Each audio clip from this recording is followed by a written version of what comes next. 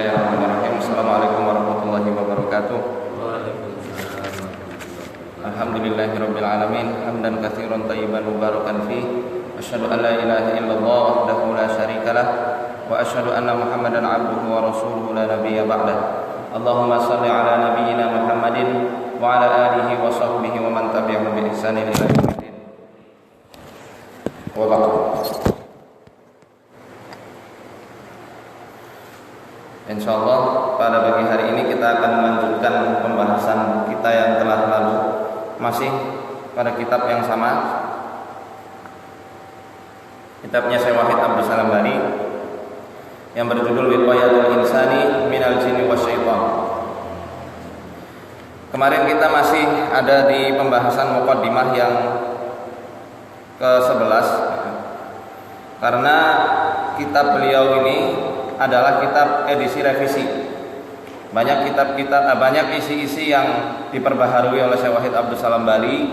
Ada juga beberapa yang dihapus oleh beliau, dan ada juga sedikit tambahan-tambahan, baik faedah-faedah hadis maupun beberapa cara-cara ruqyah. Sedangkan ini ada kitab terjemahannya. Kalau nanti antum berminat bisa dibeli. Ini tim saya juga belum ada yang datang. Ini salah satu kitab terjemahan dari buku ini, Wiqayatul Insan Minal Jinni Wasyaitan. Tapi yang jelas yang saya baca dari versi terjemahannya itu versi lama. Jadi ada beberapa hadis-hadis yang sekarang sudah dihapus oleh Syekh Wahid masih ada. Ada juga di sini masih di edisi revisi ini ada beberapa tambahan-tambahan yang belum ada di dalam kitab terjemahannya. Maka kita melanjutkan dulu masih di muqaddimah yang kemarin, ya. Mengapa Syekh Wahid Abdus Salam Bali sampai menulis kitab ruqyah? Seberapa pentingkah kita mempelajari ruqyah sampai-sampai beliau itu menulis kitab khusus masalah ruqyah untuk mengobati gangguan jin, dan khusus lagi satu kitab lagi untuk mengobati gangguan sihir. Bismillahirrahmanirrahim. Kemarin sampai halaman 10 ya.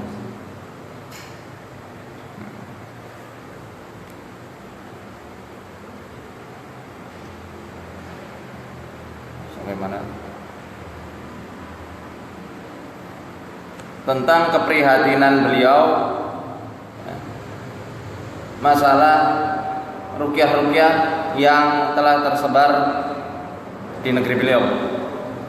Beliau mengatakan, dakhala amrul ilaji ba'd asy-syabab alladziina lam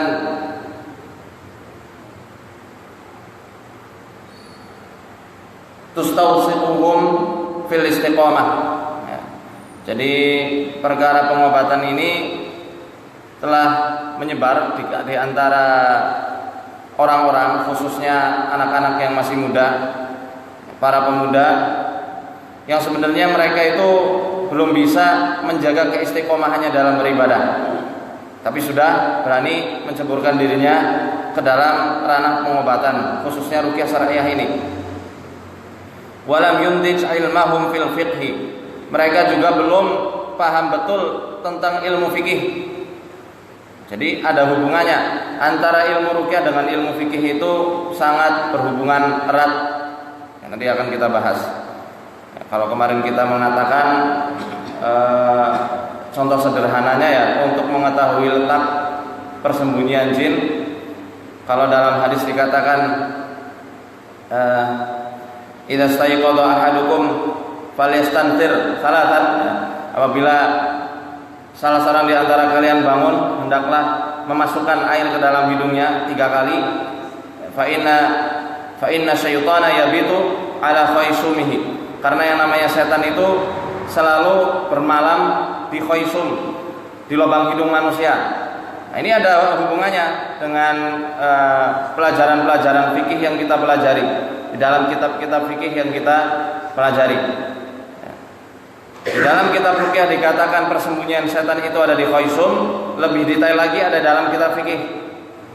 Contoh di dalam Hasyiahnya Imam Al-Bajuri. Di situ dikatakan yang namanya khoisum itu bukan hidung. Bab tentang siam itu ya, yang kemarin kita bahas. Bab tentang puasa. Khoisum itu bukan lubang hidung ini saja. Ini bukan yang dimaksud dengan khoisum. Tapi yang dimaksud khoisum adalah lubang yang ketika air masuk di dalamnya menurut mazhab Syafi'i puasa menjadi batal. Di mana itu? Di sini, aqtabul anf. Nah, makanya ketika ruqyah kita juga sering meneteskan habatus sauda ke dalam hidung pasien. Gunanya untuk apa? Sampai masuk memasuki lubang hidung yang paling pangkalnya, yang atasnya. Mungkin bapak-bapak di sini sering ya wudu terus kemasukan air panas ininya. Nah itu yang dimaksud dengan khoisum, aqtabul anf di sini. Jadi bukan mohon maaf di sini. Mohon maaf ya, bukan di tempat upil, bukan. Tapi lebih dari itu, lebih dalam. Nah, biasanya setan bersembunyi di area situ, yang menyebabkan orang-orang itu menjadi bingung, linglung. Biasanya orang-orang yang dikasih sihir tafrik untuk menceraikan antara suami dan istri, itu juga mereka sering bersarang di area sini. Gunanya untuk apa? Dibuat jelek wajah suami atau istrinya. Melihat istri salah sedikit, misalnya kopinya kurang hitam misalnya, langsung marah-marah. Padahal perkara yang seharusnya tidak menyebabkan amarah seseorang itu meledak-ledak. Nah, itulah hubungannya. Makanya saya wahid di sini dikatakan agak menyindir dan menyinggung masalah kepemahaman kita tentang ilmu fikih. Karena penting juga meruqyah mendalami ilmu fikih, bukan hanya ilmu tauhid saja. Wa akhadhu yu'alijuna bil Qur'an bizahmihim mutasyabihina bi Ahmad bin Hanbal wa Ibnu Taimiyah rahimahumullah. Lalu kemudian mereka berobat mengobati orang dengan Al-Qur'an, meruqyah dengan Al-Qur'an, ikut-ikutan dengan Imam Ahmad bin Hanbal dan juga Ibnu Taimiyah rahimahullah. Sehingga kadang ikut-ikutan Imam Ahmad bin Hanbal itu pernah meruqyah dengan sandal. Bukan meruqyah sih sebenarnya, menyuruh jin hanya dengan menitipkan sendalnya ke orang yang meminta beliau itu untuk meruqyah orang yang sedang kesurupan. Saat sendalnya dikasih,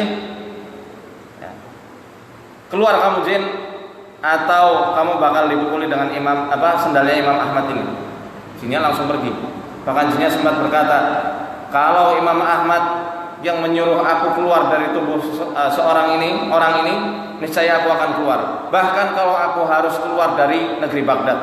Itu kata jin. Saking solehnya Imam Ahmad, istiqomahnya beliau, tegaknya di atas sunnah. Ya, beliau kan benar-benar salah satu imamnya Ahlus Sunnah wal Jamaah. Makanya jin langsung lari terbirit-birit.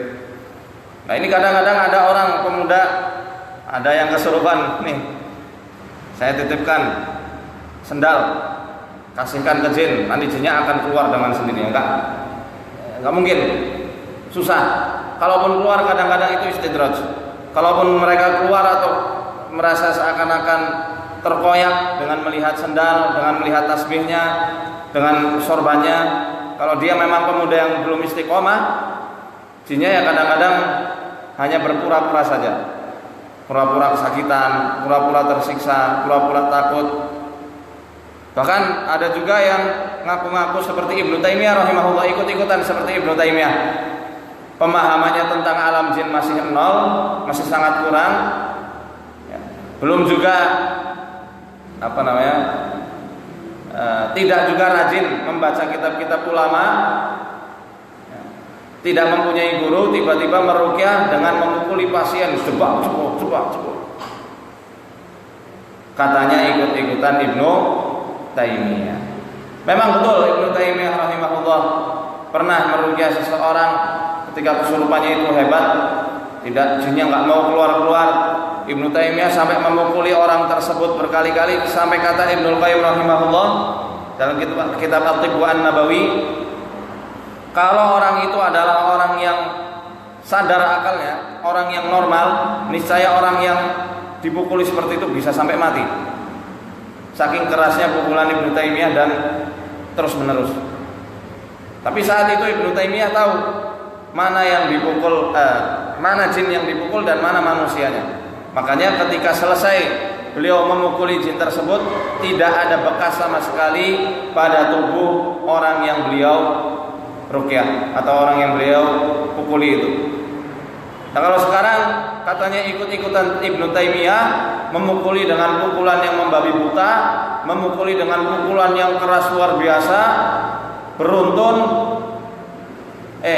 kemudian menimbulkan bekas memar-memar, merah, berdarah, bahkan naudzubillah sampai ada yang dibawa ke rumah sakit, tulangnya patah.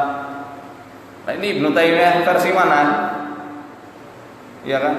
Ibnu Taimiyah ketika mukuli tidak sampai seperti itu, tahu beliau mana jin yang beliau pukul dan mana sisi manusianya. Nanti ada pembahasannya dalam kitab ini juga insya Allah. Masih jauh pembahasannya, ini masih halaman 10 kan. Wa hum lam yutimmu hifdzal Qur'an.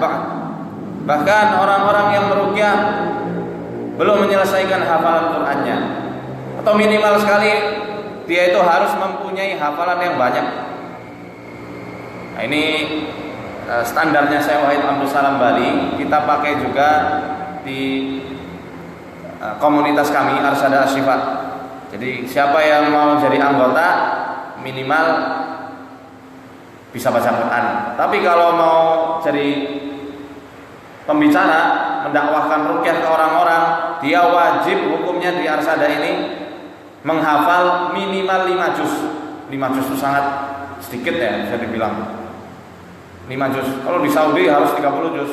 Kalau di Arsada, karena kita tinggalnya di Banyumas, udah 5 juz aja cukup. Habis itu silahkan dakwah ruqyah kemana-mana.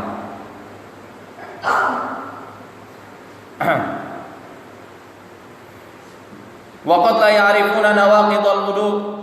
Di antara peruqyah itu juga kata Syekh Wahid, ini menyinggung juga masalah orang-orang yang sering meruqyah, sampai-sampai mereka itu tidak mengetahui apa saja sih pembatal-pembatal wudu. Pembatal-pembatal wudu, au arkan salat. Gitu juga tentang rukun-rukun salat mereka juga masih belum tahu. Au syurutu sihhatiha, atau juga tentang syarat-syarat sahnya salat mereka masih belum tahu. Fadlan an ghairiha min umuri dinihim. Dan juga segala ilmu-ilmu yang penting bagi mereka mengetahuinya untuk apa? Untuk keberlangsungan ibadah dalam agama Islam kita ini. Ya, makanya ini sebenarnya sebuah motivasi dari Syekh Wahid Abdul Salam Bali, bukan untuk merendahkan, tapi untuk memotivasi kita, khususnya yang sudah lama bergelut di dalam bidang ruqyah ini. Jangan sampai kita meninggalkan majelis ilmu, jangan sampai kita meninggalkan kajian-kajian ilmu, jangan sampai kita disibukkan hanya dengan ruqyah dan ruqyah. Saya jujur ketika di Mesir saya sering meruqyah, dan kadang sekarang saya menyesal sendiri.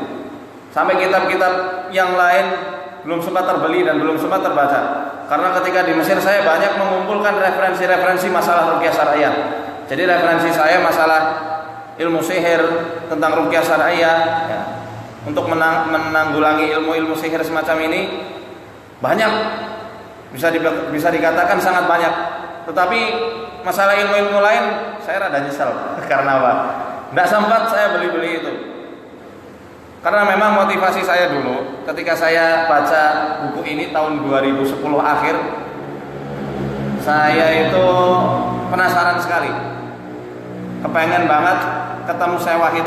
Bahkan saat itu saya masih bertanya-tanya, apakah Syekh ini masih sehat, masih hidup, atau sudah tiada. Ternyata dapat info dari Ustadz saya, beliau masih sehat, masih juga aktif mengajar di daerah Manshatul Abbas, Provinsi Kafur Sheikh di Mesir. Makanya tadinya saya kepengen di Madinah. Ini rada surat sedikit. Pengen di Madinah tidak lulus. Akhirnya termotivasi dengan tulisan beliau ini, saya berangkat ke Mesir. Saya cari beliau, saya berguru dengan beliau walaupun sedikit, hanya sedikit, dan saya mulazamah langsung ke Syekh Mustafa Al-Adawi, hafizahullah taala. Di situ di antara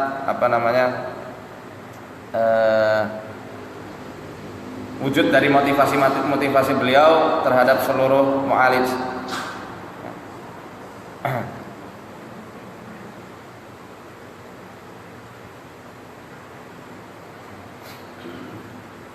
Fa'idha bihim yaqa'una fil mahdur wa hum la yadrun bi jahlihim fantasharatil bid'ah fi ilajihim.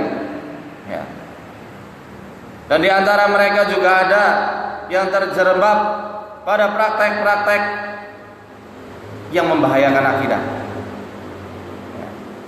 Praktek-praktek yang perlu digarisbawahi karena ketidaktahuan mereka, sehingga banyak sekali bid'ah-bid'ah yang tersebar luas dalam perkara pengobatan Qur'ani ini. Wa kathratul khurafat, dan banyak juga khurafat-khurafat, mitos-mitos yang akhirnya tersebar justru dari para peruqyah-peruqyah itu sendiri. Wa sababu dzalika amron. Sebab yang menjadikan sebab hal itu terjadi ada dua perkara. Yang pertama, jahlul mu'alij bi umuriddin, ketidaktahuan seorang mu'alij, seorang terapis terhadap perkara-perkara agamanya. Yang kedua, tasdiqul jinni fi kulli ma yukhbiru bihi. Mereka mempercayai seluruh perkataan-perkataan jin yang mereka ruqyah. Kita ini kan ibaratnya ketika ruqyah memang ranah kita dakwah, baik mendakwahi manusia maupun mendakwahi jin yang masuk. Tetapi ingat, jin yang merasuk pada orang yang kita ruqyah itu bukanlah layaknya seperti manusia seperti kita ini. Mereka tidak kelihatan, mereka picik, dan mereka membawa dendam kesumat dari nenek moyang mereka, iblis. Boleh kita mempercayai, tapi jangan percayai semuanya. Harus pilah dan pilih mana sekiranya perkataan jin itu yang bisa kita ambil dan mana yang tidak. Boleh. Dan ini sering sekali kita bahas di kajian-kajian yang lalu, yang sudah lama, tentang perkara mendakwahi jin. Ya. Jadi hati-hati. Seperti contoh, li'annahu ahyanan yuqaddimul jinni nasaiha lil mu'aliji fayaqulu mathalan. Kadang-kadang jin itu memberikan nasihat-nasihat kepada seorang peruqyah, sambil dia itu berkata, inna halata kada iqra' laha ayatin kada. Apabila ketika seseorang ini dalam suatu kondisi tertentu, maka bacalah ayat tertentu. Itu biasanya jin seperti itu ketika kita ruqyah. Misalnya dia merasuk, kita ajak ngobrol banyak sekali, sampai jinnya itu merasa mungkin sudah luluh, mungkin juga ini peruqyah bisa dibohongi. Jadi mereka itu bisa tahu. Sampai akhirnya dia mengambil salah itu, peruqyah, kamu kalau pasiennya seperti ini, baca misal surat Al-Baqarah ayat 76 misalnya, atau ayat 102. Walaupun betul ya, di dalam kitab-kitab ruqyah dan ulama-ulama juga mengajarkan hal demikian, kita harus hati-hati. Karena bisa jadi pasien yang kita pasien yang kita ruqyah itu kasusnya hanya gangguan jin biasa, tetapi jin di situ seakan-akan menjelaskan pada peruqyah ini kasus sihir. Banyak terjadi seperti itu. Dan banyak juga kasus-kasus peruqyah yang tertipu oleh jin yang demikian ini. Dulu pernah saya waktu pertama aktif lagi ruqyah di pondok tahun 2009-2010-an. Waktu itu masih kelas 6. Masih kelas 6 ya di pondok. Itu ada adik kelas yang kesurupan. Jinnya ngomong, "Aku enggak mau keluar." Ya, "Aku enggak mau keluar. Awas hati-hati. Itu ada ribuan jin mau membunuh anak ini." Semua panik. Sampai teman saya nangis itu sambil meluk adik kelas saya. Dia nangis, khawatir kalau adik kelas saya itu dibunuh. Padahal itu cuma gertak sambal aja. Termasuk saya waktu itu ya tertipu semua. Akhirnya jin itu bilang, pokoknya kalau anak ini tidak mau dibunuh sama jin-jin yang baru datang ini, bawa ke rumah kiai. Jadi waktu itu rumah kiai saya, beliau pimpinan Pondok Pesantren Darussalam Gontor, punya pondok tahfidz sendiri untuk anak-anak dari SD sampai usia SMP. Saya mau keluar di Mukodasah, nama pondoknya Mukodasah. Akhirnya kita bawa ke Mukodasah. Saat itu jaraknya lumayan, nggak terlalu jauh dan nggak terlalu jauh juga. Saat di situ memang betul-betul keluar, tapi sering kambuh saat itu. Setelah dari situ dia jadi sering kambuh. Akhirnya saya dikasih tahu, ditanbih sama ustadz saya yang mengkader saya pertama kali, Ustadz Lutfi Andriansa namanya. Apa yang kalian lakukan sampai anak ini seperti ini lagi? Kemarin Ustadz kita bawa si adek ini pergi ke tempat Kiai Hasan karena ngakunya jin bakal keluar saat kita bawa dan kita mandikan di pondoknya Kiai Hasan di Pondok Mukodasah. Wah, saat itu kita benar-benar ditegasin sama Ustadz Lutfi, jangan sekali-kali kalian ikuti perkataan jin. Sudah, ini pertama dan terakhirnya kalian ditipu oleh mereka. Karena saat peruqyahnya menuruti apa-apa yang diperintahkan oleh jin, mungkin saat itu dia bakal keluar. Tapi setelahnya gangguan justru makin parah. Karena itu ibaratnya jebakan Batman bagi pasien dan orang yang mengobatinya.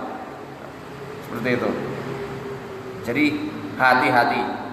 Au uktubul Quran bi tariqati muayyanah, tsumma fa'al bihi kadza wa kadza mathalan. Atau biasanya jin juga mengatakan, tulislah Al-Qur'an dengan cara tertentu. Kemudian lakukan ritual ini dan itu. Sebenarnya cara-cara seperti itu, penulisan Al-Qur'an, saya bawa kitabnya langsung. Itu dari sini sumbernya. Ritual-ritualnya juga dari sini sumbernya. Ya. Contoh untuk memanggil khodamnya surat Al-Jin, di sini juga ada. Ya, nanti akan kita bahas. Mimma hada bi katsirin minhum an yaqa'u fil mahdurat. Banyak sekali peruqyah-peruqyah yang akhirnya terjebak pada perkara-perkara yang sangat memprihatinkan. Wa mimma balaghani min hadhil mahdurat, dan di antara praktek-praktek yang perlu diwaspadai, yang pertama adalah kitabatul Quran ala jismil marid. Pertama, menulis Al-Quran pada tubuh pasien. Kalau kita mau buka-bukaan, betul, imam yang 4 siapa aja? Imam Hanifah, Abu Hanifah, Imam Malik, Imam Syafi'i, Hambali, Imam Ahmad, itu semua tidak ada yang mengingkari, bahkan membolehkan menulis ayat Al-Quran untuk mengobati pasien, baik untuk diminum atau ditulis di tangannya, ditulis di tubuhnya. Bahkan Ibnu Taimiyah sendiri pun menuliskan Al-Quran di jidat orang yang sedang terkena mimisan. Ada dalam kitab At-Tibu An-Nabawi karya Ibnu Qayyim. Di Zadul Ma'ad juga ada, dituliskan oleh Ibnu Qayyim.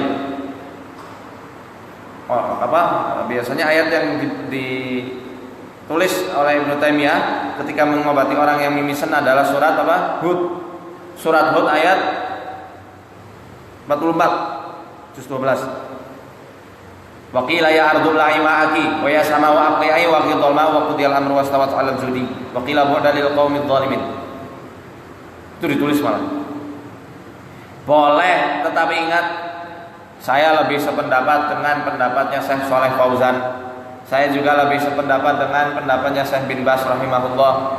Saya juga sependapat dengan apa yang dituliskan dalam kitab I'anatul Talibin jilid 1 halaman 69. Ibnu Qasim mengatakan, wa yahrumu bal'u ma kutiba 'alaihi al-Qur'an li mulaqatihi lin najasah. Diharamkan menuliskan ayat-ayat Al-Qur'an kemudian ditelan baik di piring, baik di di gelas ya. Biasanya pakai kopi, pakai susu. Ditulis dulu di kertas, habis itu dilarutkan, kemudian bekasnya diminum. Bismillahirrahmanirrahim. Itu tidak boleh. Ini di kitabnya I'anatul Talibin sendiri. Kenapa? Karena tulisan Quran yang masuk melalui minuman, bukan dibaca ya, ini ditulis, itu akan tercampur dengan barang-barang najis yang ada di dalam tubuh. Makanya tidak diperbolehkan. Lalu kemudian dikatakan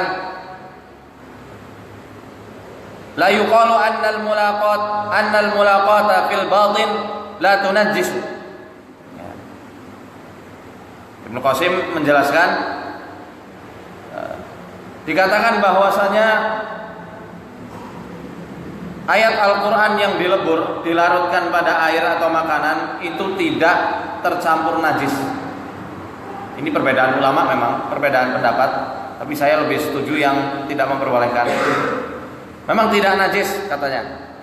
Li'anna naqulu fihi imtihanun wa in lam yanjus kama law wudi'a al-Qur'anu ala najsin jafin yahrumu ma'a annahu la yanjus. Ya. Tetapi kita mengatakan walaupun hal tersebut tidak tercampur dengan hal yang najis, tapi itu adalah salah satu bentuk penghinaan terhadap Al-Qur'an. Salah satu bentuk penghinaan terhadap Al-Qur'an. Karena dikiaskan seperti halnya najis yang sudah kering. Tetap kita diharamkan meletakkan mushaf Al-Quran di atas najis yang sudah kering tersebut. Walaupun najis yang sudah kering tidak dihukumi najis lagi. Bisa dipahami? Contoh deh. Apa sih itu? Kotoran kuda, kotoran sapi, kalau kering itu kan sudah tidak najis lagi. Boleh tidak kita letakkan Quran di atasnya? Tidak boleh, tetap itu suatu hal yang menghinakan sekali. Maka lebih aman, kata Syekh Shalih Fauzan, walaupun menuliskan Al-Quran di tubuh pasien itu boleh, menuliskan Al-Quran untuk diminumkan itu juga perbedaan pendapat, tapi lebih baik adalah dengan membacakan ayat Al-Quran kepada tubuh pasien atau membacakan ayat Al-Quran pada minuman atau makanan kemudian diminumkan ke pasien. Itu lebih aman. Ya. Seperti itu. Yang kedua, kitabatul huruf al-muqatta'ah fi awwali surati ala asabi'il marid. Menulis huruf-huruf muqatta'ah. Huruf-huruf muqatta'ah itu contoh Bismillahirrahmanirrahim. Ba. Ya, menulisnya ini di setiap jari-jari pasien. Ba, sin, mim, alif, lam, ha, alif, lam, ra. Nanti ada juga yang di kaki. Ini tidak ada diperbolehkan. Menulis huruf-huruf yang terkenal dengan huruf abajadun ini tidak diperbolehkan. Katanya jari-jari ini tempat keluar masuknya setan. Memang betul, tapi caranya salah dan ini tidak diperbolehkan. Di antara huruf-huruf muqatta'ah itu juga ada dalam kitab ini. Aufaq. Di sini juga dikasih tahu tata cara penulisan Al-Quran dengan cara-cara tertentu. Nah, yang streaming nggak saya kasih lihat ya. Ini khusus yang hadir saja. Cara-cara tertentu. Ada yang bentuknya persegi panjang, segitiga, ada yang 4 kotak, 8 kotak, 6 kotak, 16 kotak. Itu ada rumus-rumusnya tersendiri. Tapi nggak kita bahas sekarang. Insyaallah kapan-kapan. Kitabatun nun maqlubatun 'alal jabhah. Menulis huruf nun yang terbalik di atas jidat. Ini juga tidak boleh. Nah, ini yang sempat menjadi fitnah. Katanya Syekh Wahid menyuruh menuliskan huruf nun yang terbalik di jidat orang yang kesurupan. Tidak pernah. Justru beliau sangat mewanti-wanti menuliskan huruf nun terbalik itu diharamkan, tidak boleh. bahaya. Ranahnya nanti bisa coba-coba atau bahkan ke ranah sihir. Ya, hati-hati. Huruf nun maklubah ini biasanya untuk mengeluarkan sihir-sihir atau jenis-jenis jin tertentu, sehingga ditulisnya di atas jidat. Itu tidak boleh, tidak diperkenankan. Karena syarat pengobatan, saya kasih tahu lagi, apa baru ya? Syarat pengobatan ini dalam Islam ya, syarat pengobatan di dalam Islam yang diperbolehkan itu ada 2 syarat. Pertama, bisa dipertanggungjawabkan secara hissi itu secara ilmiah. Jadi secara ilmiah pengobatannya bisa dipertanggungjawabkan, ada bukti-bukti ilmiah. Yang kedua, bisa dipertanggungjawabkan dari sisi ilahiyah. Ya, ini ada dalil-dalilnya. Misal, apa contohnya? Berobat dengan sedekah. Secara ilmiah mungkin nggak ada sangkut pautnya, iya nggak? Apa hubungannya misal sakit pusing bertahun-tahun dengan sedekah? Justru kadang kita pusing ketika belum gajian, ya kan? Ini belum gajian malah suruh ngasih orang lain. Lah apa hubungannya? Secara ilmiah mungkin belum diteliti, belum ada penelitian tentang hal itu. Tetapi ternyata ada dalil-dalil khusus baik dalam Al-Quran maupun dalam hadis yang menyatakan bahwasanya sedekah itu bisa menjadi sarana obat. Itu contohnya.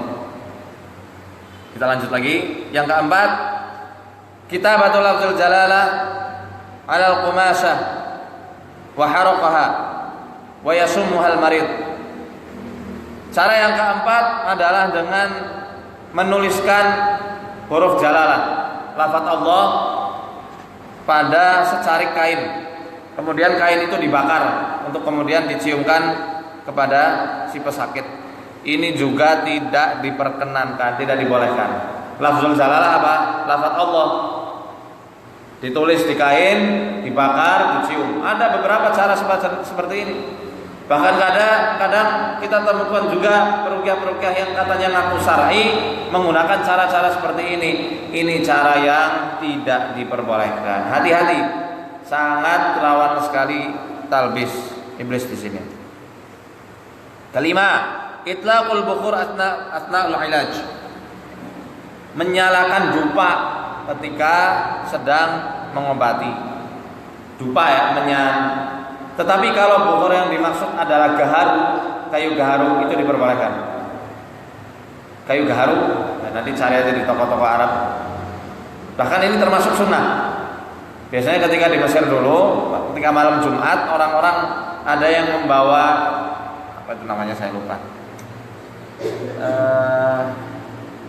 Ya suatu ini ya, dupa itu gaharu, kemudian di wangi-wangiin di masjid, di toko-toko, di rumah-rumah, ada yang keliling menyalakan bukhur untuk wewangian.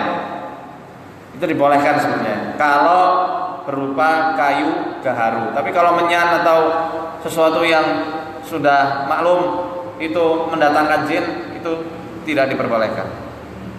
Yang keenam, an-nadhru fi wajhil maridah atna an-nadhru fi wajhil maridah, di jidatnya. Kemudian kita meletakkan tangan kita di atas buku tersebut, itu baru dibolehkan. Intinya kita dibolehkan memegang saat benar-benar tidak terasa sama sekali kita menyentuh wanita. Bisa dipahami? Nah, terus gimana? Apakah ada hubungannya antara fikih kedokteran yang mengatakan orang para dokter itu boleh memegang tubuh wanita saat dalam kondisi darurat? Kita dengan dokter beda, peruqyah dengan dokter beda. Dan kata Syekh Abdul Barra, tidak bisa dikiaskan dengan dokter. Karena peruqyah tugasnya membacakan, mengobatinya dengan bacaan, dengan ketauhidan, dengan kemurnian niat dan keikhlasan. maka tidak bisa dikiaskan dengan dokter. Kecuali peruqyahnya juga merangkap sekaligus dengan dokter. Dia punya ilmu kedokteran yang mumpuni, terpaksa untuk memegangnya, bukan nyari-nyari kesempatan, ya, maka itu baru dibolehkan. Itu pun jangan kelamaan. Lanjut. Amara al-maridha an yamtani'a an anwa'il mu'ayyanah min at-ta'ami li'anna dhalika yad'uful jinna bi za'mihi. Ada di antara peruqyah yang melarang si pesakit dari makanan-makanan tertentu atau minuman-minuman tertentu yang katanya kalau tidak makan makanan itu akan melemahkan jin. Ini kata Syekh Wahid tidak dibolehkan, hati-hati. Tapi ada juga, ya nanti di tahapan berikutnya akan kita bahas di kitab lainnya. Ini karena kitab dasar, makanya beliau sangat tegas untuk peruqyah-peruqyah pemula, tegas sekali. Tapi nanti di tahap lanjutannya ada beberapa, memang betul ada makanan-makanan khusus yang dengannya itu jin bisa dilemahkan, bahkan dengan makanan tersebut jin bisa terbunuh, tidak betah dan keluar. Ada contohnya itu. Contohnya itu, ya. Atau seperti makanan-makanan instan, ragi yang menyebabkan jin itu betah, itu juga ada nanti. Ke-11, al-qira'atu ala milhin warasahu fil manzil. Membaca pada apa ini namanya? Garam, meruqyah garam, kemudian garamnya ditaburkan di sekitaran rumah. Ini Syekh Wahid sangat mengingkari. Sama seperti dulu acara reality show di salah satu stasiun televisi tahun 2004-2005 yang katanya ketika mau ngusir jin itu dengan garam, dia garam ya, dibacakan kemudian ditaburkan di area rumah. Ini hati-hati ya, hati-hati. Walaupun pengobatan dengan garam ini dibolehkan, tapi hati-hati ketika menggunakan garam kemudian ditaburkan di area rumah.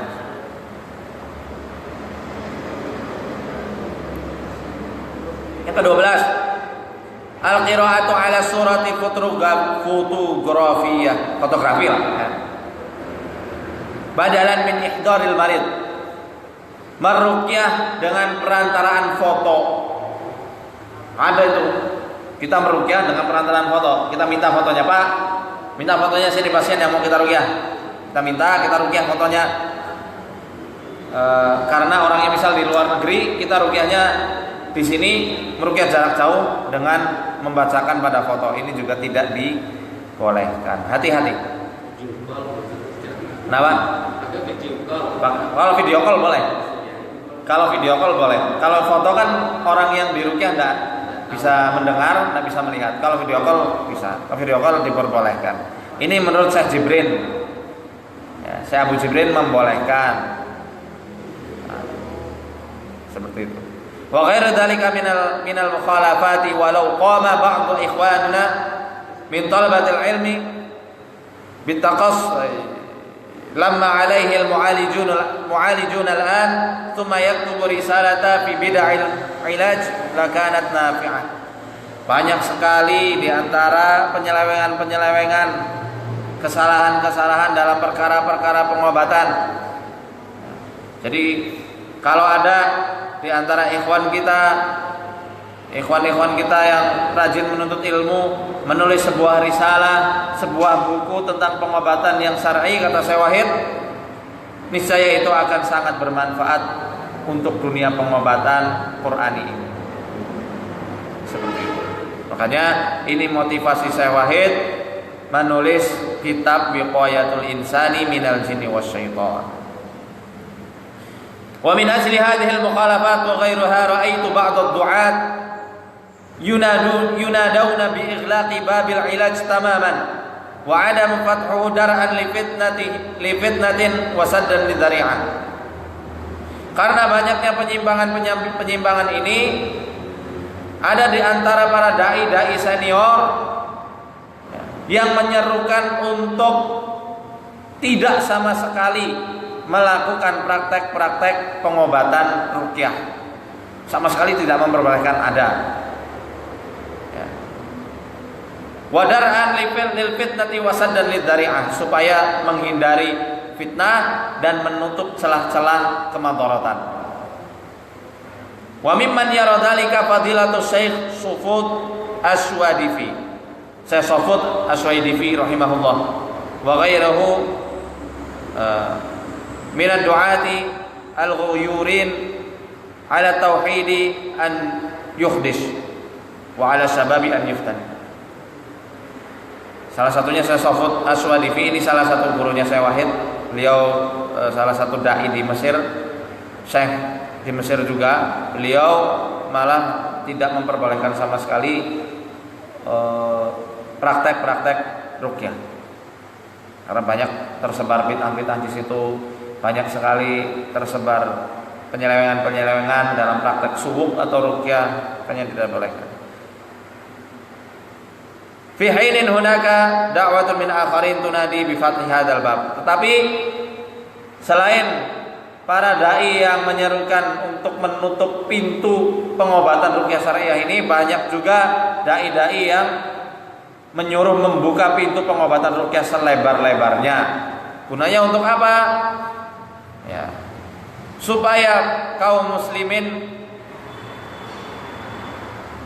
mengenal bahwasanya kitab sucinya itu selain menjadi petunjuk hidupnya, hidayah dan rahmat, kitab Al-Quran ini adalah sebagai penyembuh untuk seluruh penyakit yang diderita oleh kaum muslimin, sehingga mereka tidak datang ke para dukun atau datang ke gereja-gereja minta dijampi-jampi oleh para pendeta. Ya. Fahiya fil haqiqati akhaffu min tarkin nas lidhihabi ila saharatil kafaratil fajrah.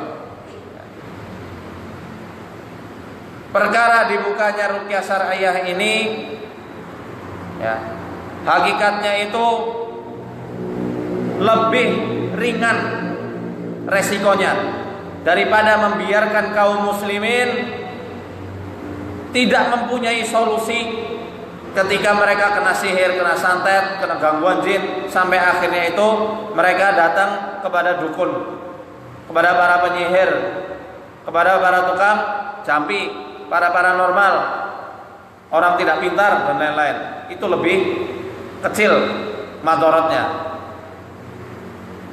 Ya. Fahada min irtikabi akhafil mafsadataini lidafi a'dhamihima. Dan ini salah satu bentuk pengamalan suatu kaidah fiqhiyah, idza ta'aradat mafsadatani ru'iya a'dhamuhuma dhararan birtikabi akhafihima. Ya. Apabila kita dihadapkan dengan dua perkara yang menyebabkan kerusakan, maka kita harus menjaga, membentengi perkara yang dampak keburukannya lebih besar daripada yang lebih ringan. Kalau ruqyah syariah ditutup, benar-benar ditutup, umat pakai apa solusinya? Mengobatinya pakai apa? Sementara mereka tidak mengetahui masalah ruqyah syariah dan tata cara pengobatan gangguan jin dan sihir. Akhirnya mereka datang ke dukun. Ini lebih bahaya karena menyebabkan orang tersebut jatuh kepada jurang kesyirikan. Tetapi ketika pintu ruqyah syariah ini dibuka, walaupun ada beberapa mungkin mu'alij yang banyak melakukan perkara-perkara yang baru, perkara-perkara yang bid'ah, itu lebih ringan daripada para muslimin yang terjerembab pada jurang kesyirikan. Seperti itu. Waladina rahu wa nahnu natawassatu bainal fariqaini litahsili maslahataini wa daf'il mafsadataini. Maka kita ini, Pak Syekh Wahid Abdul Salam Bali, menjembatani. Jadi ada di antara tengah-tengah antara yang membolehkan dan yang melarang. Ya. Untuk apa? Untuk mendapatkan maslahat dan membendung kerusakan-kerusakan yang bakal terjadi. Wadzalika bima yali.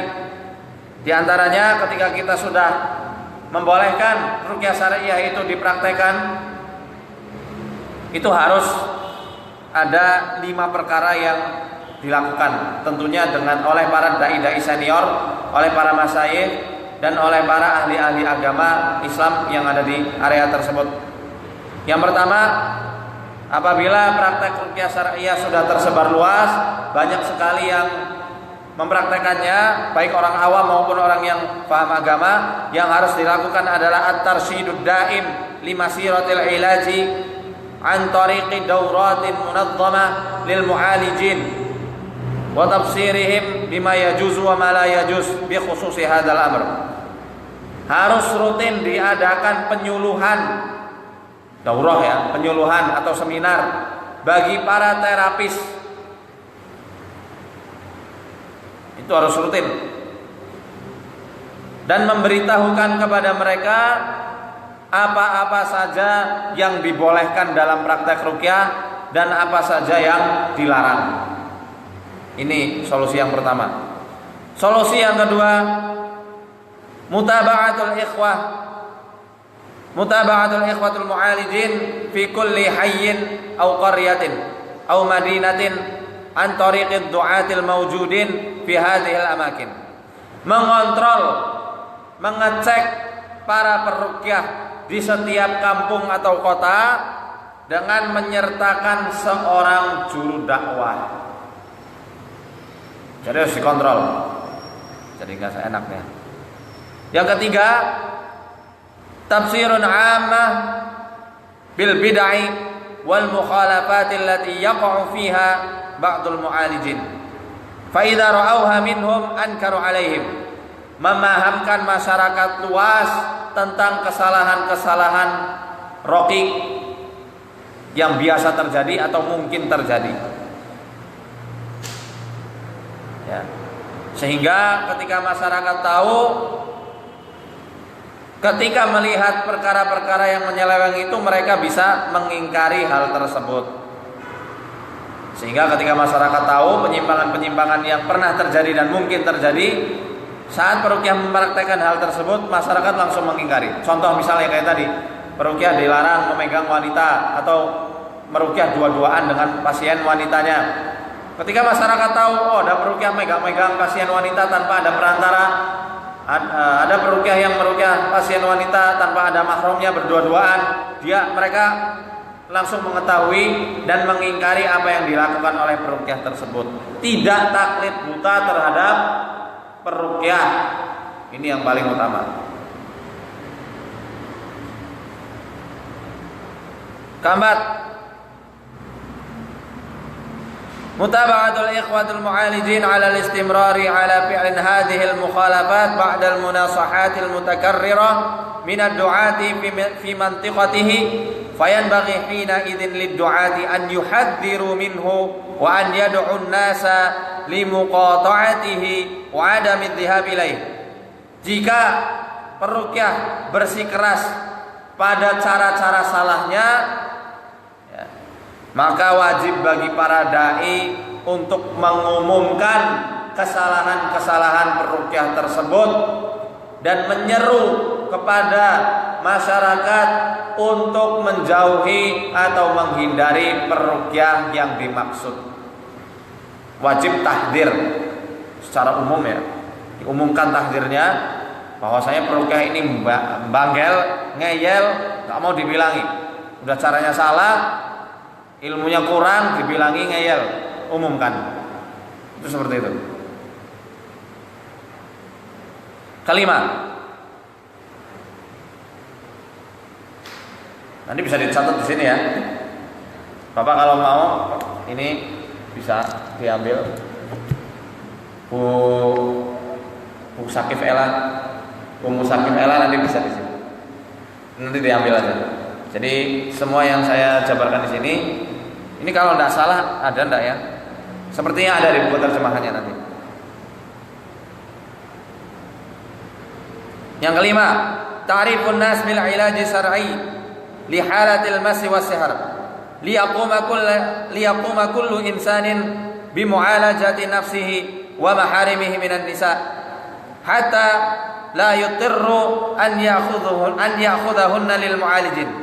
Memperkenalkan pengobatan yang syar'i kepada seluruh lapisan masyarakat sebagai solusi pengobatan gangguan jin dan sihir, supaya setiap masyarakat mampu untuk meruqyah dirinya sendiri dan mahram-mahramnya. Jadi tidak perlu dibawa ke peruqyah, mahramnya ya ruqyah sendiri itu lebih bagus daripada dibawa ke orang lain. Lebih baik ruqyah sendiri. Seperti itu. Ini 5 hal yang dipaparkan oleh Syekh Wahid Abdul Salam Bali. Kalau kita membuka pintu ruqyah selebar-lebarnya, ya, maka harus ada 5 hal yang selalu didawamkan, selalu dilakukan. Khususnya kalau di Indonesia MUI ya, MUI-nya harus memantau.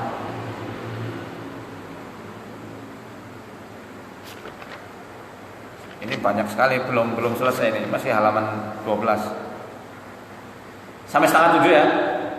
Bapak-bapak ada acara? Tidak ada ya, sampai setengah 7 insyaallah. Syukur-syukur sampai jam 7. Ya. Qadiyatun hammah, perkara yang penting. Yas'alu katsirun minal mu'alijin an hukmil isti'anati bil jinni fil ilaji, la siyama in za'ama al jinniyu annahu muslim, bal yu'ridu musa'adatahu duna ma syurut. Banyak sekali para mu'alij, para peruqyah yang bertanya kepada Syekh Wahid tentang hukum meminta tolong dengan bangsa jin. Apalagi ketika jin tersebut mengaku-ngaku bahwasanya dirinya muslim. Boleh enggak nih? Di sini Syekh Wahid akan menjelaskan. Meminta tolong dengan jin yang katanya apalagi jin itu mengaku muslim. Boleh atau enggak?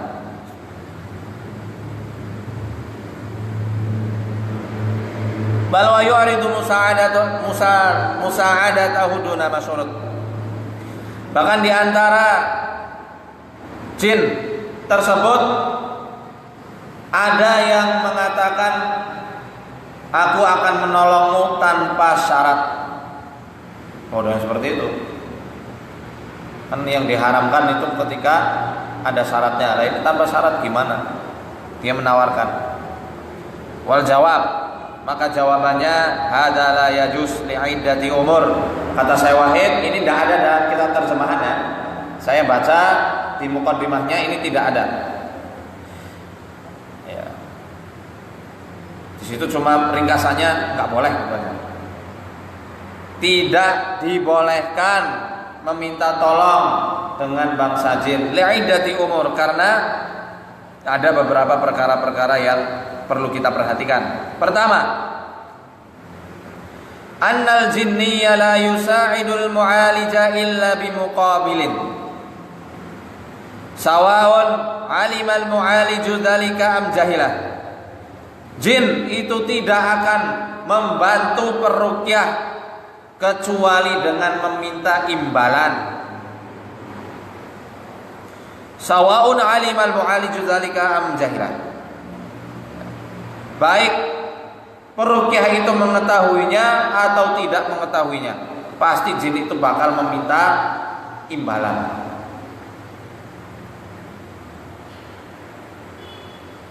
Walaupun imbalannya itu seakan-akan syar'i. Contoh, banyak ini yang serupa ya. Bahkan pernah saya sendiri ditawarkan, aku akan membantu kamu mengeluarkan seluruh pasukan-pasukan yang ada di dalam tubuh orang yang aku rasuki. Tapi aku minta syarat. Ya, bahkan lebih lembut lagi kata-katanya. Tapi kamu harus membacakan ayat ini dan ini. Ini bahaya. Seakan-akan syar'i ya. Dia minta imbalannya dengan minta dibacakan ayat. Seakan-akan syar'i. Aku bakal bantu kamu mengeluarkan seluruh pasukanku dari tubuh anak ini, asalkan kamu membacakan ayat, apa contohnya? Ayat ini dan ini.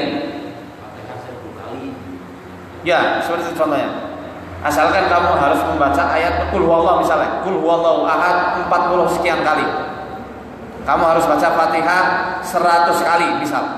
Kamu harus baca surat Yasin ayat 56 misalnya.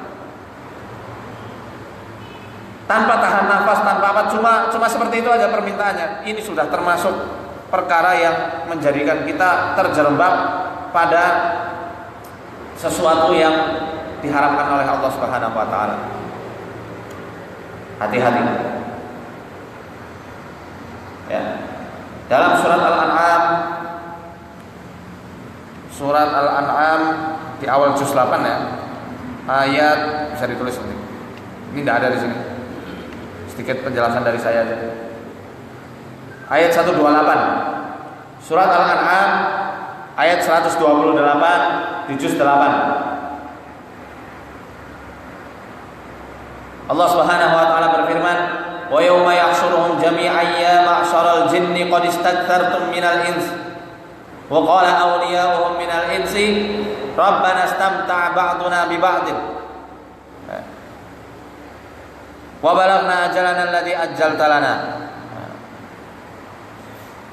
Dan ingatlah di hari ketika Allah Subhanahu wa taala menghimpun seluruh manusia dan juga jin. Semuanya dihimpun nama Allah Subhanahu wa taala. Lalu Allah berfirman kepada jin, "Ya ma'syaral jin, qad istaktsartum minal ins." Wahai seluruh jin, kalian telah banyak menyesatkan manusia. Yang jawab saat itu bukan jin. Wa qala awliya'uhum minal ins. Lalu menjawablah aulia, teman-temannya dari bangsa manusia. Wa qala awliya'uhum minal ins. Rabbana istamta'a ba'duna bi ba'di wa balaghna ajalana alladzi ajjalta lana. Wahai Tuhan kami dulu ketika di dunia saling beristimta'. Apa namanya?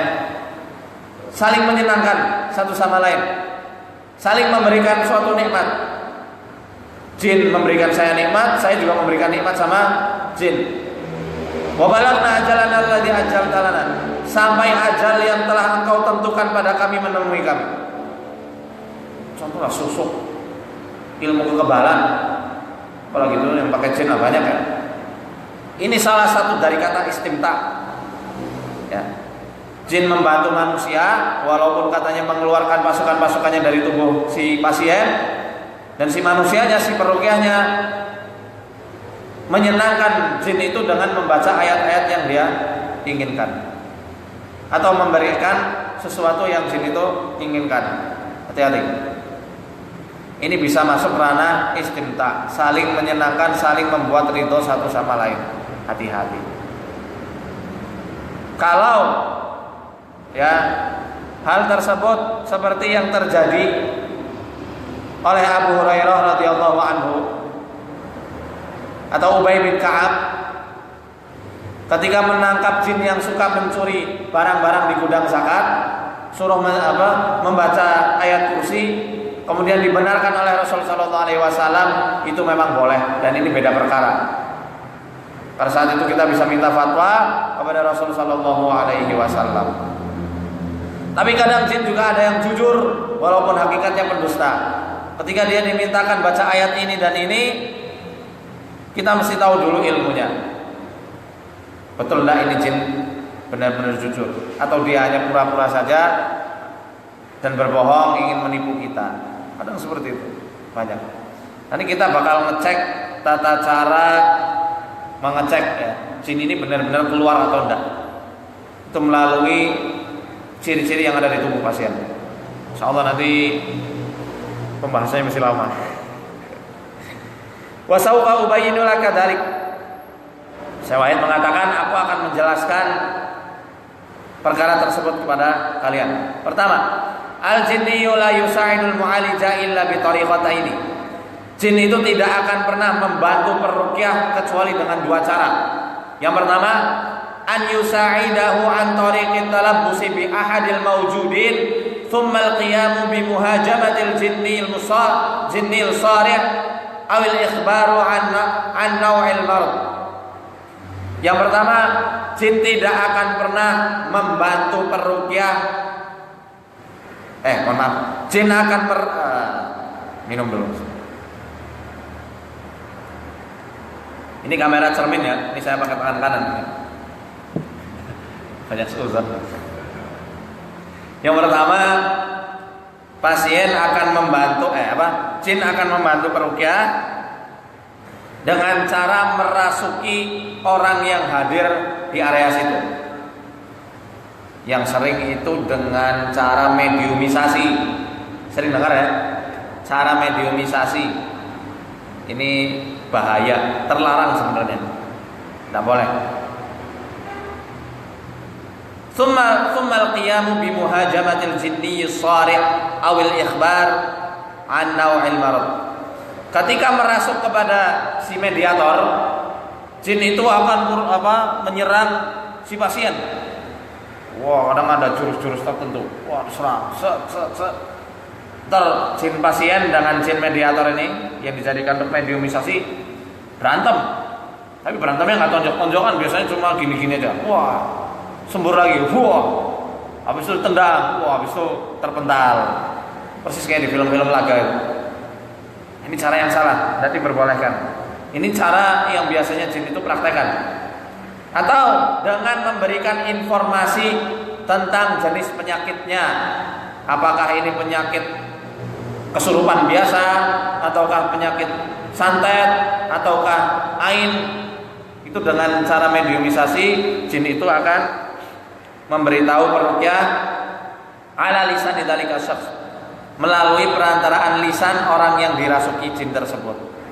Biasanya ada tim khusus untuk dirasuki jin.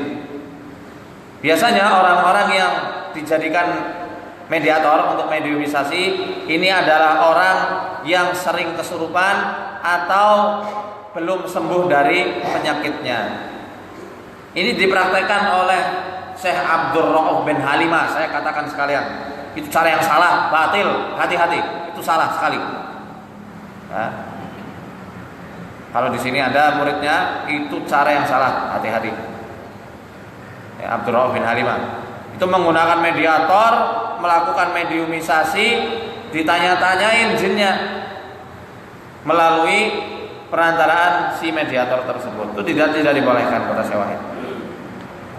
Ats-tsaniyah, yang kedua, an yunadihil mu'aliju bi kalimatin yattafiqani 'alaiha fa yadkhul jinniyyu 'indaha mubasharatan ila jasadil maridi wa yusari'ul jinni al-mawjud wa yukhrijuhu in istata'a. Yang kedua, dengan cara membacakan suatu kalimat yang sudah disepakati antara peruqyah dan jin yang bakal merasuki tersebut. Maka ketika kalimat ini dibacakan, jin itu seketika langsung masuk ke dalam tubuh pasiennya dan menghajar habis jin yang ada di tubuhnya. Terkadang cara ini justru malah menyakiti pasien. Karena apa? Khodam si dukun, khodam yang telah menawarkan dirinya pada peruqyah kadang-kadang lebih kecil daripada jin yang merasuk. Maka biasanya peruqyah yang menggunakan khodam ketika melihat kasus yang sangat parah dan menakutkan, dia takut sendiri, bahkan muntah-muntah sendiri.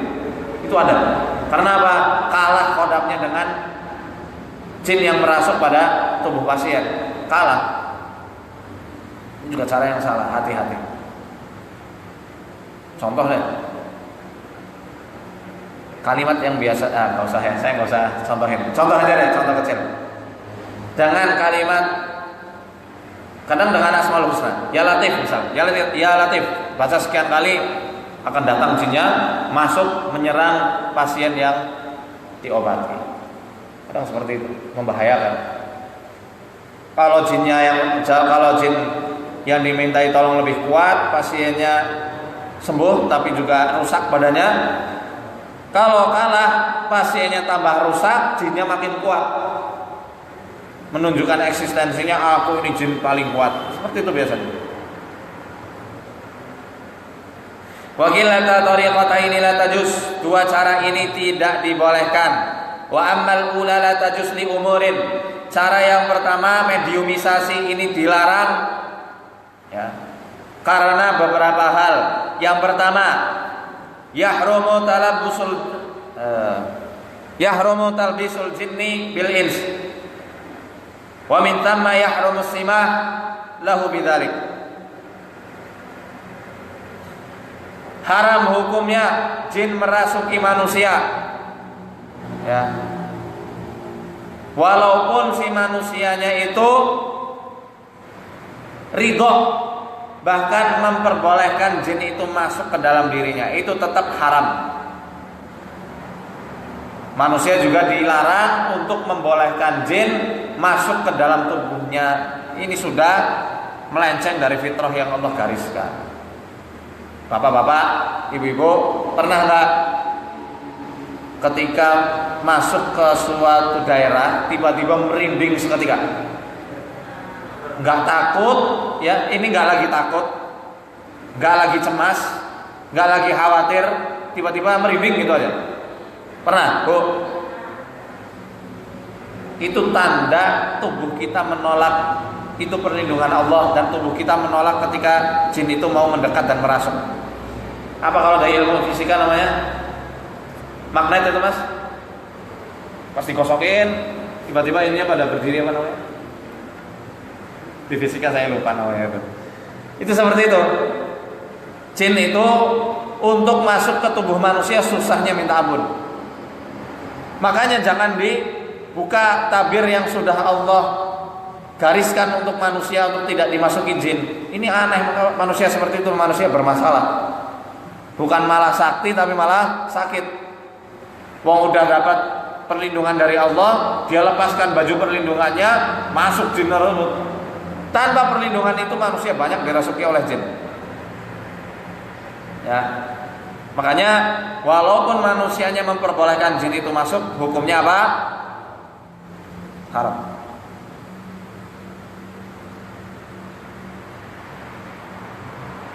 Hatta wa in kana radiyan fa inna ar-ridha la yahillu al-haram. Fal murabiyani mutaradiyani war riba haram. Wazani wazaniyatu mutaradiyani wazina haram, kata Syekh Wahid. Ya.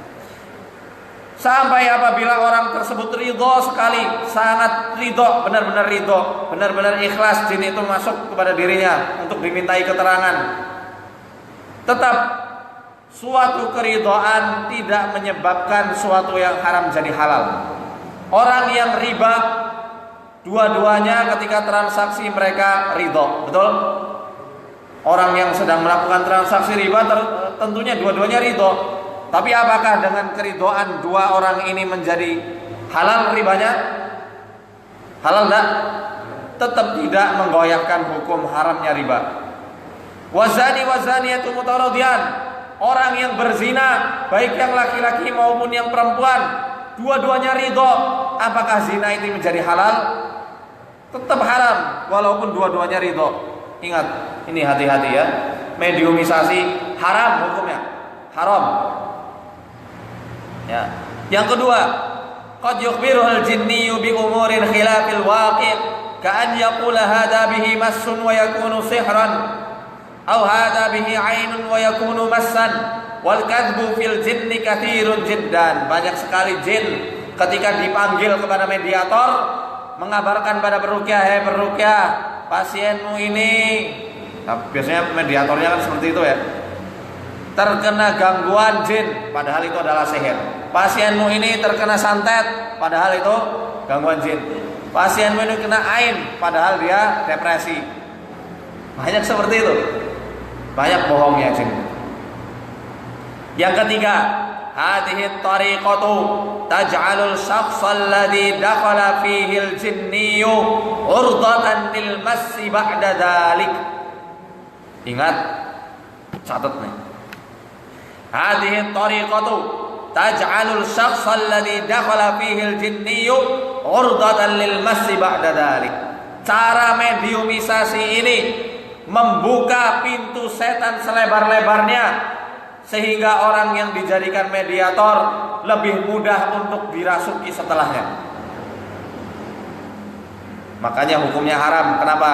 Dalam kitab Al-Wajiz tentang kaidah fiqhiyah, al-aslu fil madari at-tahrim. Segala perkara yang memunculkan kemadaratan, keberlangsungan kemadaratan, hukumnya haram. Ini kaidah fiqhiyah. Al-aslu fil madari at-tahrim. Asal perkara dari yang memunculkan suatu kemadaratan, hukumnya haram. Ini ditulis, kalau yang sudah punya bukunya tulis. Kenapa mediumisasi ini haram? Al-aslu fil madari at-tahrim.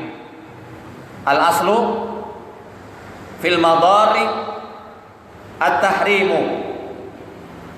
Al-aslu fil madari at-tahrim. Besok kapan-kapan saya pakai papan tulis ya, biar kayak Ustaz tadi Hidayat. Biar mudah yang serius belajar ruqyah nih. Ini orang-orang serius belajar ruqyah semua, termasuk takmir Masjid Salahuddin. Karena jarang ada yang mau ngaji kitab semacam ini dan bosan nih, membosankan. Tapi kita mesti tahu supaya seluk-beluknya kita paham gitu ya. Ini tadi cara yang pertama, kenapa mediumisasi dilarang. Pertama, jin itu diharamkan masuk ke dalam tubuh walaupun manusianya ridho. Apa dalil akalnya? Orang yang melakukan zina dua-duanya ridho, ini dalil akli ya. Dalilnya nih, dalil aklinya. Orang yang zina dua-duanya ridho, tapi tidak menjadikan zina itu menjadi halal. Kedua, jin sering berbohong ya, ketika praktek mediumisasi. Yang ketiga, cara ini menjadikan seseorang lebih mudah untuk dirasuki jin setelahnya. Kesimpulannya ada dalam satu kaidah fiqhiyah, al-aslu fil madari at-tahrim. Ini enggak ada di kitab. Ya. Perkara-perkara yang menyebabkan suatu kemadaratan hukumnya haram. Titik. Makanya saya pernah kritik Syekh Abdul Rauf bin Halimah. Sama bin Halimah ya. Tuh, enggak boleh mediumisasi dalam ruqyah. Kita tujuannya meruqyah itu memasukkan jin apa mengeluarkan? Mengeluarkan. Ya, makanya jangan dimasuk-masukin. Yang kedua, wa tariqatu tsaniyatu la tajuzu aidan li umurin. Cara yang kedua juga tidak boleh dilakukan. Apa cara yang kedua tadi? Memanggil jin dengan kalimat-kalimat yang sudah disepakati. Contoh ya Latif misalnya, sekian kali, atau baca aina ma takunu ya'ti bikumullahu jami'a, aina ma takunu ya'ti bikumullahu jami'a, aina ma takunu ya'ti bikumullahu jami'a. Jinnya masuk. Ini tidak dibolehkan. Kenapa enggak boleh? Saya Wahid menjelaskan dengan beberapa perkara. Oh, ini lebih dari 6:30 lagi. Lanjut tadi Pak. Lanjut ya. Saya juga masih semangat. Kalau perlu sampai sore. Pertama, cara yang kedua tidak dibolehkan karena pertama, qad yakunul jinniyyu kafiran wa yad'i al-islam fatakunu isti'anah bi kafirin. Kadang-kadang jin itu kafir tetapi ngaku-ngaku Islam.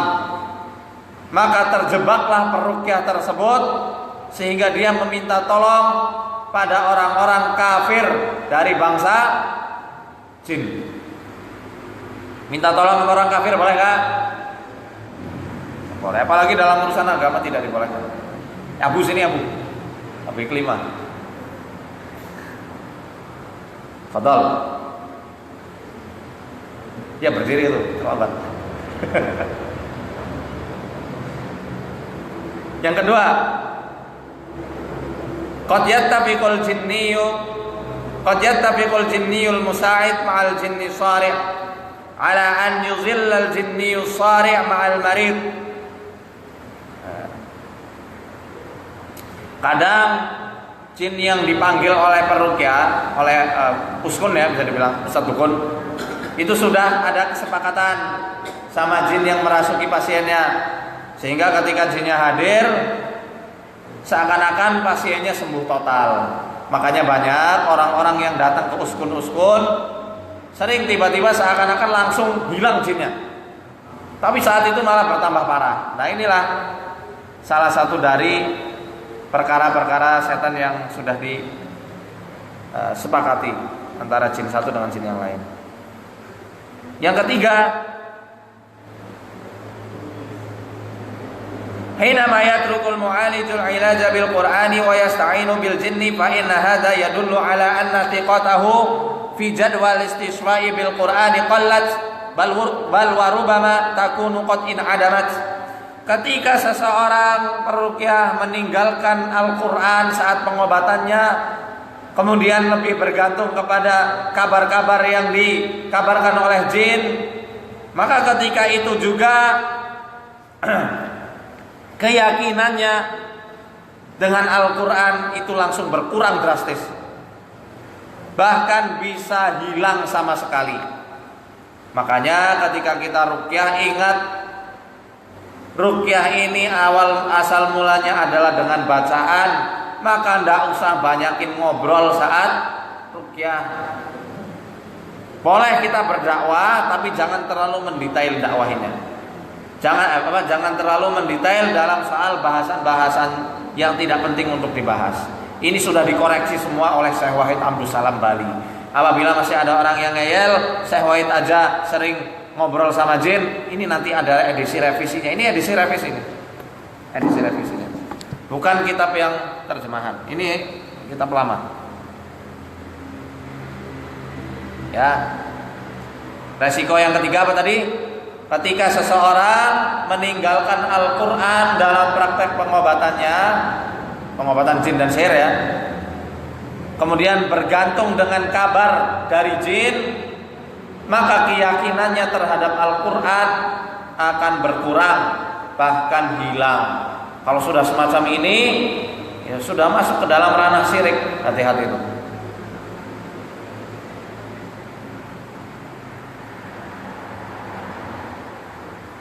Yang keempat, orang-orang nanti akan, saya langsung ke terjemahannya aja, ingat waktu.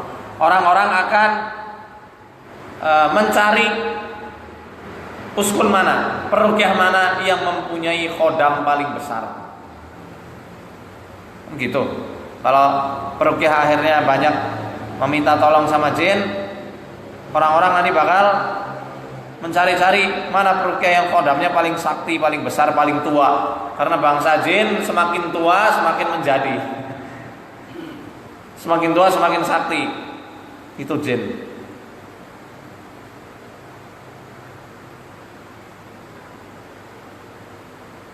Kalau sudah seperti itu kan akhirnya masyarakat juga menyeleweng akidahnya, tidak bergantung lagi sama Allah, akhirnya bergantung sama siapa? Jin curiki. Bergantung sama jin, bergantung sama jin lagi. Bergantung sama jin, bukan sama Al-Quran lagi. Hati-hati. Ini makanya meminta tolong sama jin hukumnya haram dalam ruqyah. Apapun manhajnya, apapun madhabnya, minta tolong sama jin haram. Nanti di buku saya Halilintar menyabar-nyabar Halilintar untuk menghancurkan sihir dan jin, di situ sudah dijelaskan. Fatwa dari ulama-ulama sepuh Nusantara saya juga bawakan. Mereka mengharamkan meminta tolong dengan bangsa jin. Itu dari ulama-ulama Nusantara sendiri.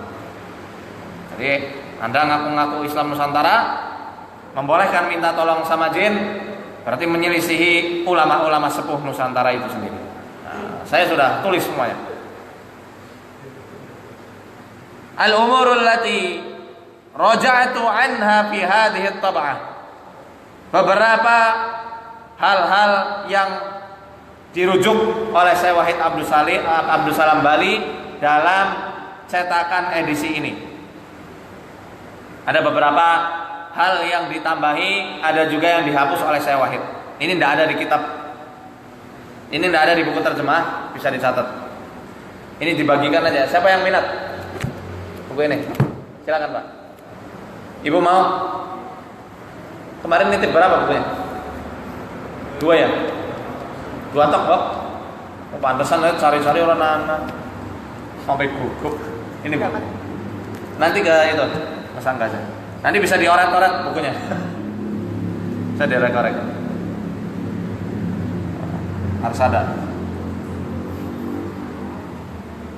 Bisa dicoret-coret.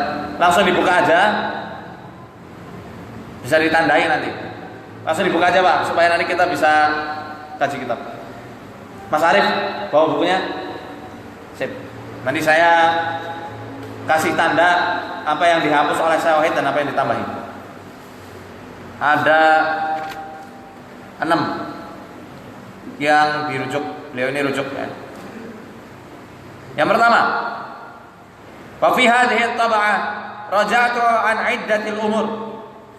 Pada cetakan ini aku telah merevisi beberapa hal.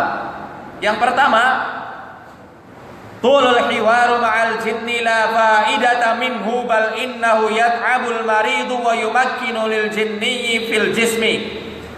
Tidak ada faedahnya bertele-tele mengobrol dengan bangsa jin.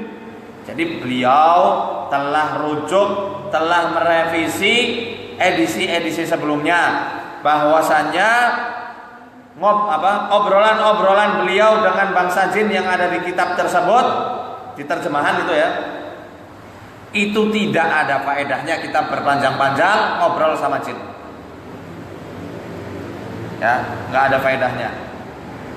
Bal innahu yat'abul marid wa yumakkinu lil jinni fil jismi. Bahkan terlalu bertele-tele ngobrol dengan bangsa jin itu akan lebih menyiksa si pesakit, si pasien bakal lebih tersiksa, bakal lebih capek, bakal lebih parah sakitnya. Wa yumakkinu lil jinni fil jismi. Bahkan ketika kita banyak ngobrol dengan bangsa jin dengan perkara-perkara yang tidak perlu diobrolkan, maka jin itu akan lebih kuat, lebih betah di tubuh pasien yang kita ruqyah. Paham di sini? Saya ulangi. Langsung artinya ya, tidak ada faedahnya bertele-tele atau memperpanjang obrolan dengan bangsa jin. Itu nggak ada faedahnya, kecuali dengan dakwah seperlunya. Bal innahu yat'abul marid wa yumakkinu lil jinni fil jismi. Bahkan hal tersebut membuat mar'i atau si pesakit ini menjadi lebih parah dan menjadikan jin lebih kuat di dalam tubuh pasien. Kedua, nanti diurak-urak nih. Hadzaftu haditha ummi aban haitsu nabahani akhuna asy-syekh Ali Hashish jazahullahu khairan ala illati fihi. Aku telah menghapus hadisnya Ummu Aban karena aku telah diperingatkan oleh Syekh Ali Hashish, semoga Allah Subhanahu wa taala melimpahkan pahala untuk beliau ya, terhadap illah ya, masalah yang ada dalam hadis tersebut. Dhaif hadisnya. Nanti bisa dilihat di halaman 73. Coba buka halaman 73. Hadis tentang Rasulullah sallallahu alaihi wasallam memukul anak yang gila. Cek halaman 73. Kalau tidak salah letaknya pojok kanan bawah ya. 73. Ummu Aban. Masih ada nggak? Oh, beda halaman. Kalau di situ apa? Kitab baru. Kitab yang baru. Yang pertama. Wikoyah. Kalau yang kedua Nasarimul Batar. Coba yang punya bukunya bisa disimak. Halaman 73. Dalil sunnah tentang mengobati orang kesurupan. Jadi di edisi terjemahan belum dihapus. Nah, orang-orang yang berdalil bahwasanya boleh memukul keras dengan hadis ini, ternyata hadis ini tidak digunakan oleh Syekh Wahid, dan bahkan di edisi revisi ini beliau jarang sekali menampilkan hadis-hadis tentang pukulan, lebih sering tiupan dengan tanah, dengan ludah, ya. Itu yang beliau sampaikan dalam kitab revisinya. Jadi tentang mukul jarang beliau sampaikan. Makanya orang-orang yang katanya gebuk dengan keras sampai, mohon maaf ya, ketiaknya terlihat dengan melandaskan hadis tersebut, ini hadis sudah dihapus dalam kitabnya Syekh Wahid, dihapus dari kitabnya Syekh Wahid, jadi tidak ada lagi. Nanti dicari aja. Ketika Rasulullah SAW, hadis dari Ummu Aban, riwayat Imam Hakim dalam Mustadraknya, terus juga diriwayatkan oleh Imam At-Tabrani, diriwayatkan juga di tafsirnya Ibnu Jarir At-Tabari. Coba nanti cek aja di situ. Ini dihapus oleh Syekh Wahid. Karena praktek ruqyah sesungguhnya lembut. Kita tegas sama jin tapi lembut. Tegas sama jin tapi lembut, tidak membahayakan. Jadi praktek mukul sampai keras banget, ngangkat tangannya terlalu tinggi, jedret, itu tidak ada. Landasannya kurang kuat. Ketiga, hadaptu hadits Ibnu Abbas fil jarri wal asud min ajli. Iya. Beliau juga menghapus hadisnya Ibnu Abbas. Ibnu Abbas tentang al-jar wal usud.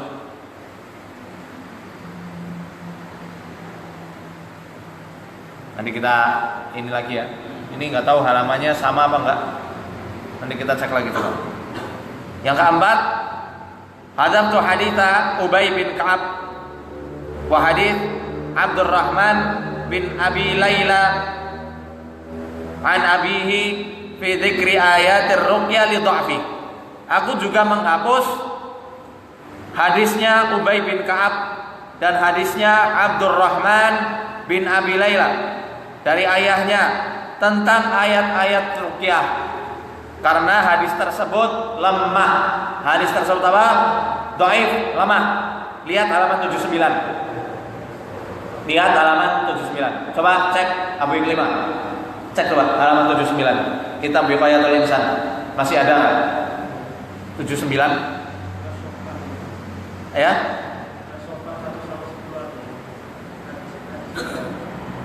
Hadisnya udah gak ada. Coba saya pinjam. Ada, maaf Pak. Oh beda ya. Oh iya ini beda ini. Saya referensinya pakai kitab lama, khusus Wiqayah. Coba saya cari dulu.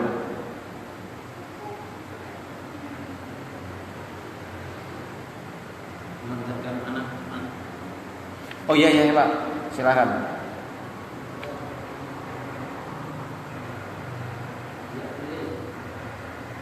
Sebentar, ini saya lagi cari.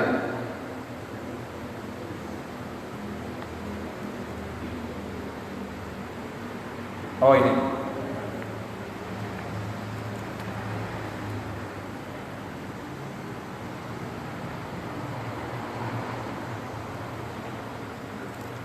Kalau nggak salah 86.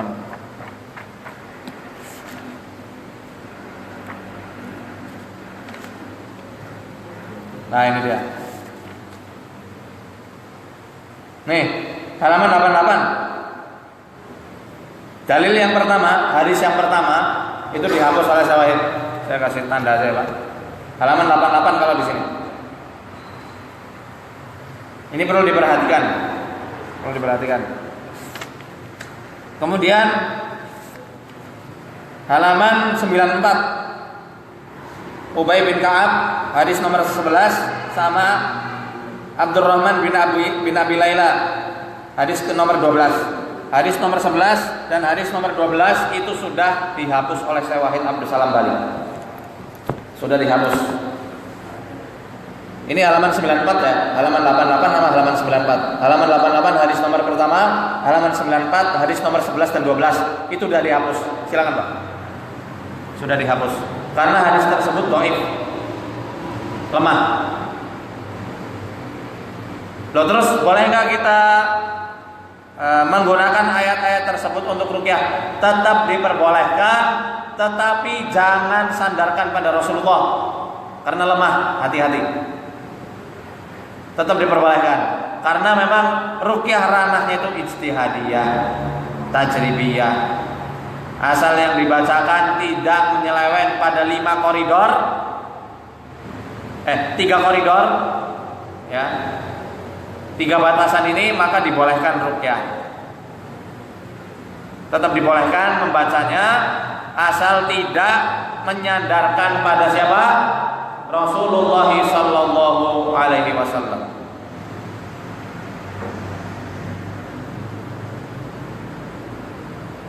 Yang kelima, hadabtu ba'da tahsinati minal fasli sadis li'annahu lam yathbut 'alaiha dalil. Beliau juga menghapus beberapa benteng-benteng untuk menghindari gangguan jin karena tidak ada dalilnya. Nanti akan kita bahas sambil jalan. Yang keenam, wa hunaka tanbihati sataraha mabsutatun fil kitab. Ada beberapa tanbihat maksudnya apa? Warning. Apa sih warning? Ya, peringatan yang tersebar di kitab-kitab ini, di kitab edisi revisi ini. Jadi ada banyak peringatan-peringatan yang beliau sudah revisi dan beliau tahqiq lebih dalam lagi. Insya Allah kita lanjut mungkin Jumat depan ya. Karena Ahad saya mau ada acara ke Semarang. Jadi Jumat depan setelah subuh kita akan lanjut lagi bab pertama. Ini baru kita masuk bab pertama ya. Kita baru masuk bab pertama. Nanti insya Allah kita lanjut minggu depan di hari Jumat insya Allah taala. Ya. Ada yang mau bertanya sebelum tutup? Dari Arsada silakan, dari peserta Bapak Ibu silakan. Kalau ada yang mau tanya. Yang ketiga itu hadis tentang al-jar wal aswad. Tentang hadisnya Ibnu Abbas radhiyallahu anhu. Nanti kita kasih catatannya insyaallah. Ada lagi? Tanya mungkin masalah revisi atau masalah ruqyah?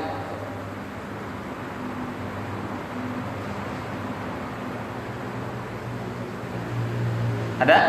Larangan yang tadi yang pertama itu termasuk menulis secara ayat ini. Ya.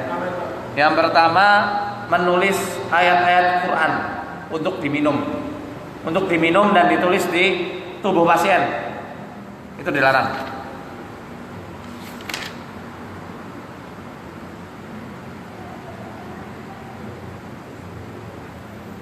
Yang kedua, huruf-huruf yang terpisah-pisah itu juga dilarang.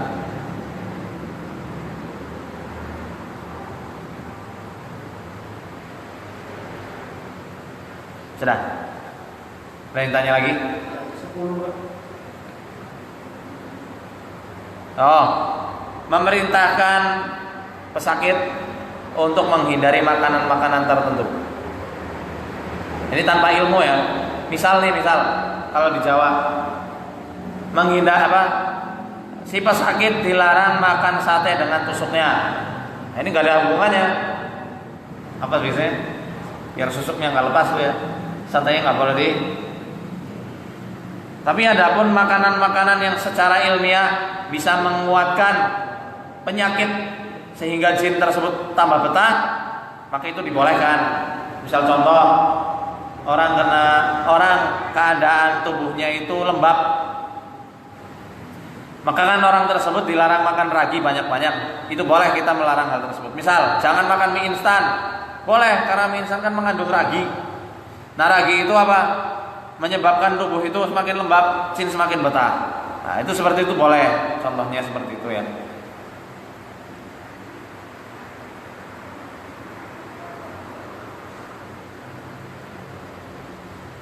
Masalah tadi syarat-syarat Al-Quran ini saya sebenarnya sudah pernah bahas di kitab ini.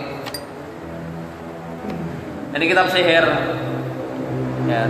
Bab tentang riyadhah, ritual, tentang qul uhiya al-masyhurah, surat al-jin yang fenomenal nih, terkenal. Jadi di sini juga menghadirkan khadamnya dengan cara puasa dulu, dengan cara membaca surat ini sekian ratus kali, sekian ribu kali. Makanya jin juga menjadikan Quran kadang sebagai syarat untuk istimta, meminta kenikmatan sama manusia, dan manusianya pun dapat kenikmatan dari jin. Ya mungkin itu saja bahasan dari kami. Alhamdulillah, saya mohon maaf jika ada kata-kata yang salah dan kurang berkenan, dan kami memohon pada Allah Subhanahu wa taala supaya Allah memberikan kita keberkahan ilmu dan amal. Ya. Ini bukan hanya sekedar pengetahuan saja, tapi semoga menjadi ilmu bisa dipraktekkan oleh kita semua di praktek keseharian kita, khususnya di bidang ruqyah syar'iyyah ini. Barakallahu fiikum wa arsadani Allah wa iyyakum. Wassalamualaikum warahmatullahi wabarakatuh.